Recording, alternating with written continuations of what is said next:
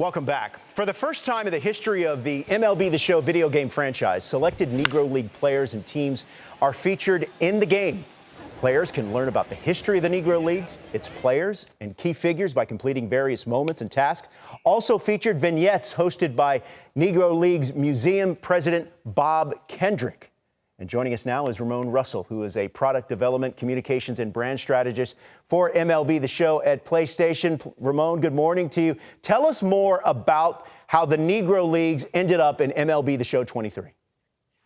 Right. So that was a long process that started maybe around 21 months ago, where we kind of just decided as a team, now was the time to finally introduce the Negro Leagues into MLB The Show. The Negro Leagues are a very important part to not only, baseball and Black history, but also American history. And so we just needed to figure out the right way to do it. And once we got in contact with the Negro Leagues Baseball Museum and Bob Kendrick, we were off to the races. Yeah, so what is the goal, Ramone, in implementing the Negro Leagues and some of its players into MLB The Show? Our goal is the exact same goal of the museum, and that is to educate, enlighten, and inspire by celebrating the rich history of the Negro Leagues, because you don't really know where you're going until you know where you've come from.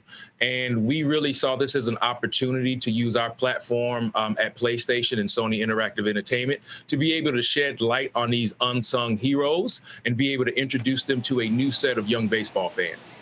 No, it's fantastic. And I mentioned the vignettes, Ramone. Bob Kendrick does such a good job of telling the story of the Negro Leagues and some of its players. He does. He's so fantastic. He likes to call it edutainment. Yes. As Bob Kendrick says many times, he can't wait for people to come to the museum. He can't wait for young people to come to Kansas City and visit the museum. He has to be able to take these stories where kids are. And we know that video games is a wonderful medium, and it's played by a lot of our youth. So as soon as we called him, he lit up like a Christmas tree because he saw from the word go that this was an amazing opportunity to be able to share these stories. And we couldn't be happier with how the whole project has turned out. And Ramone, quickly, how does this help the Jackie Robinson Foundation?